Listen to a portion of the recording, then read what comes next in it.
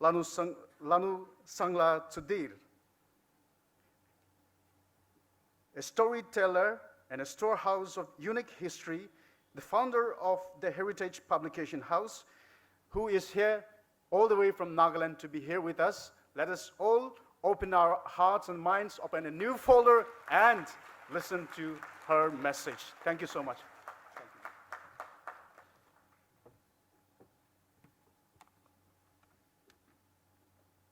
A very good evening to all of you. What a joy to be here. You know, it's such an honor for me to be here. And thank you, NSUT leadership, for inviting me here. I appreciate your leadership. It's not that you are working only for the student community, but I appreciate the sacrifices that you are making to keep the Naga spirit alive in this city. Also, I would like to thank the leadership of the Naga leaders, the church leaders, and the people in responsible position, and the students community here for coming together like this and reminding ourselves who we are and what we are and our collective responsibility. When we talk about the theme, lest we lose our collective future, I think this calls us to wake up to something and be mindful of losing something that is dear to our hearts. What if we lose our collective future? In a time when the language of suppression, the language of drama, the language of fragmentation, the language of political solution or settlement, all these words or all these language are bombarding our mind, I think it's very important that we remind ourselves that we need to be mindful of our collective future. And I want to be very clear here when you talk about collective future. Collective future for me, it's a process. It's something that cannot happen overnight. It's a process and it's an evolving process. And I invite each one of you here to evolve with the process and the idea of the collective future. In celebrating our culture, tradition, our talents, our giftings, and our history, as well as our story, it's very important that we also remind ourselves of our individual responsibility, as Uncle Nikito has talked about, as well as our collective responsibility. And I would like to invite the gathering here today to journey with me for a while in envisioning this collective future with me. Last evening in Nagaland House, we had a wonderful time with the Naga elders, the church leaders, and some of the scholars and some student leaders and some students as well. And Tutu and I had, we struggled to sleep, thinking over and pondering over the things that we discussed, the conversations that we had, the concerns that we shared. So for me, I feel that coming here, after maybe after 12 years, it's an eye-opening experience for me. And we were also talking last night that we did not come here to speak, but we came to listen. And it was good that we listened to one another last night, and it was wonderful conversation that we had. And I wish that not only NSUD, but people in different responsible leadership would continue this conversation to talk to one another and listen to one another, hear each other out, because if we don't listen to one another, how can we continue or how can we evolve ourselves as a collective people on a collective journey? Also, the idea of a collective journey calls for an understanding of a shared future based on a journey of common hope and mutual respect. This also calls for a time to consolidate our commonness, embrace our differences, and while we are mindful of the diversities that the package of diversities that we carry, and rise above them and explore possibilities. Explore possibilities to examine ourselves as a people. And I think Uncle Nikito has led us into examining ourselves as individuals as well as examining ourselves as people. To explore visionary imaginations and above all, the call for a collective future calls us to common and collective action, because talking only about collective future is not enough. So I want to base my thoughts on 4 points and allow me to share it with you. In order to journey on a collective future, we need a Naga dialogue. The most important thing that we need is a Naga dialogue. In the Naga context, an inclusive Naga dialogue and conversation is urgently needed, which I feel has already started, as it enriches and revitalizes the creative imagination for a collective future. Envisioning a collective future starts in our mind. And we need to have the will, and our heart needs to be tuned into it. A Naga dialogue should embrace the true spirit of equality, inclusiveness, and dignity, which would go on to provide a safer space for Naga women and men to come together to exchange ideas on cross-cutting issues and explore possibilities and harness creativity and imagine towards a new Nagahood, which I believe will help to identify a common reference point for understanding and evolving a shared Naga future.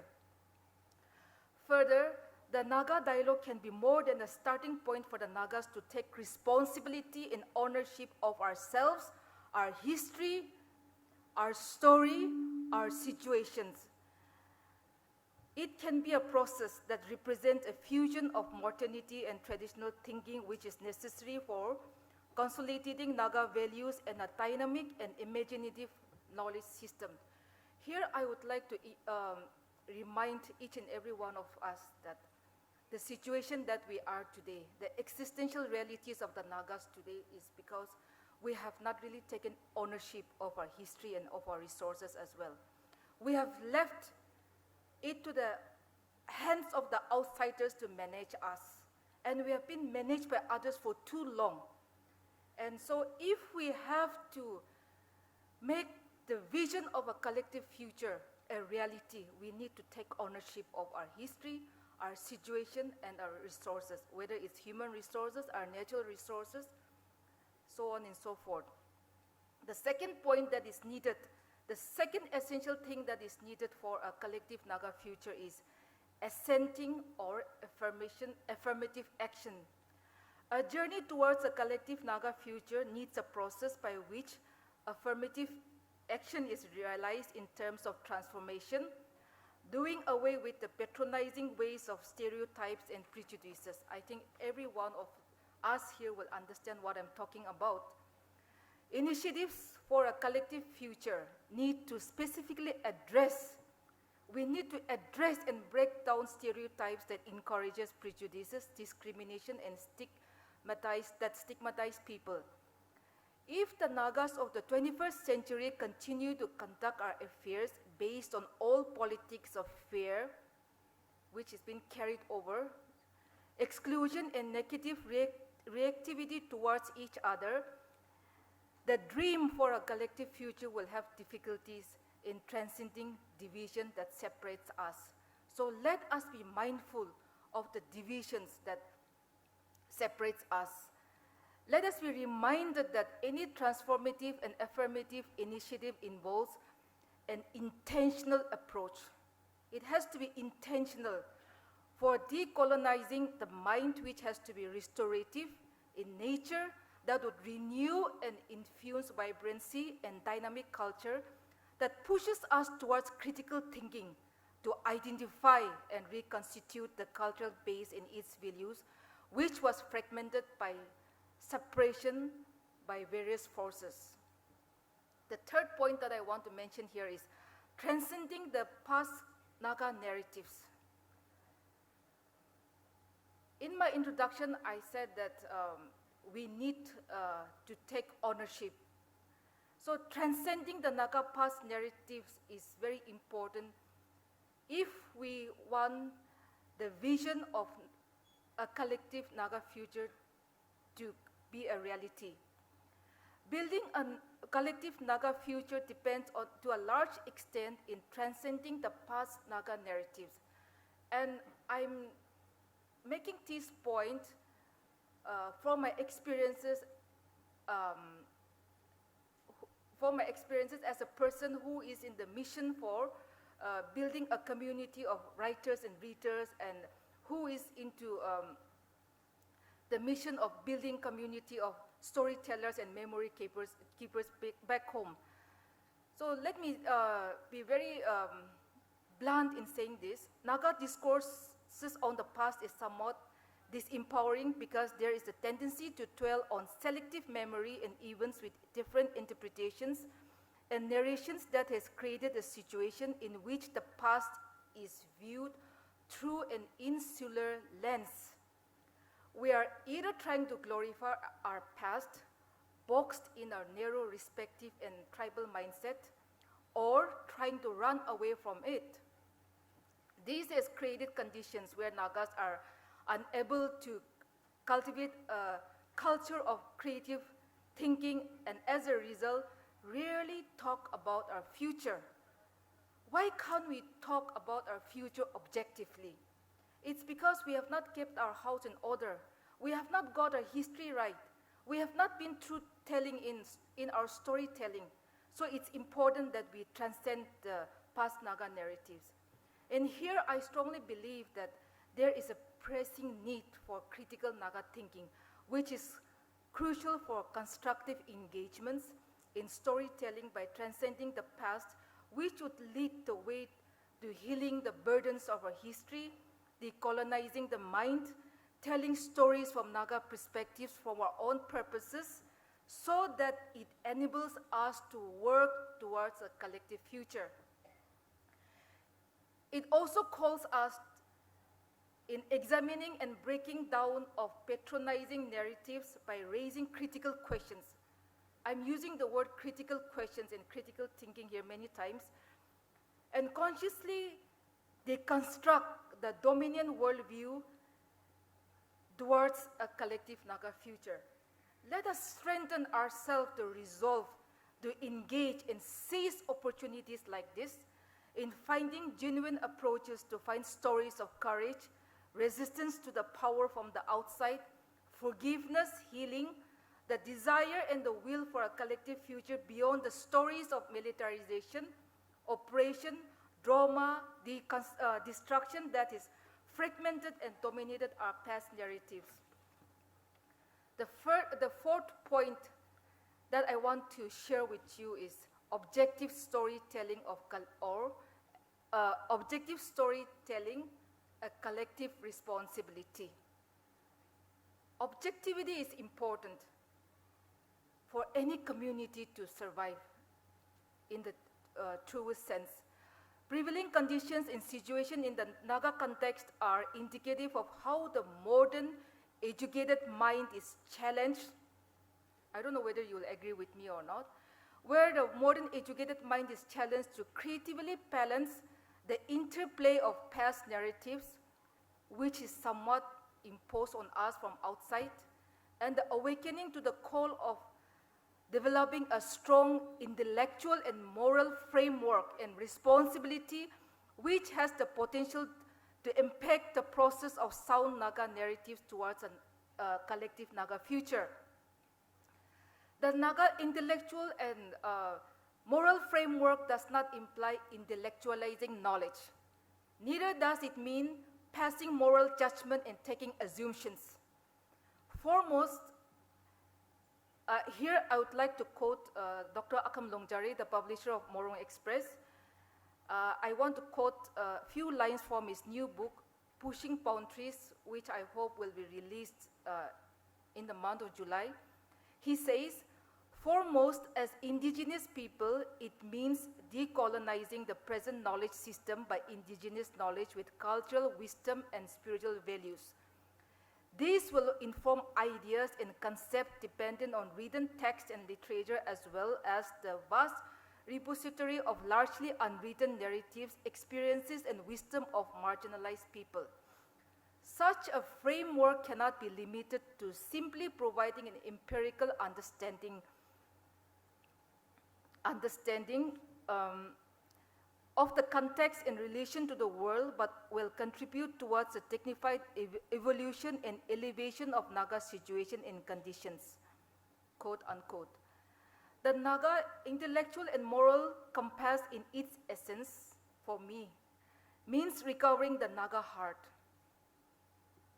It means recovering the Naga heart, and it would call us to look into ourselves and needs to rediscover what it means to be a Naga, which was founded on shared desire and aspirations in evolving common history, interdependence, and the Naga character.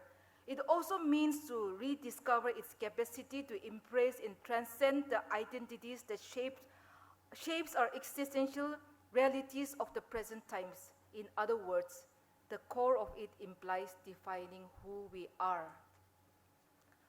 Objective storytelling and the audacity to create a historical opportunity that is located deep in the hearts of events, moments, in intersections of ideas, among the interplay of contradictions, by expressing and determining our stories for our own purposes, is a shared and a collective responsibility in our ongoing journey towards a collective Naga future. In this, I'm grateful to the Naga storytellers and memory keepers like Uncle Nikito and many more at home, or people in different Nagas in different parts of the world, who are incrementally carrying forward the responsibility to create stories that reflect current Naga realities while continuing to build on the past objectively. In this regard, new stories are essential for Nagas to harness and uplift capacity and imagination to create anew. While building the past without romanticizing it, as modern-day storytellers, a community of Naga memory keepers are helping us to cultivate new thinking, which is very obvious. New ideas, new consciousness, new visions, which otherwise we would risk clinging to redundant policies, chosen traumas, and chosen glories, which may be both harmful and no longer relevant. So my question is, can we imagine a collective Naga future? Or do we continue to be fearful of losing it? And this evening, I want to invite the gathering here to envision the possibilities, to think of the possibilities for a Naga collective Naga future. Imagining a Naga collective Naga future is based on the premise and understanding that humanity is constantly evolving. Humanity is constantly evolving.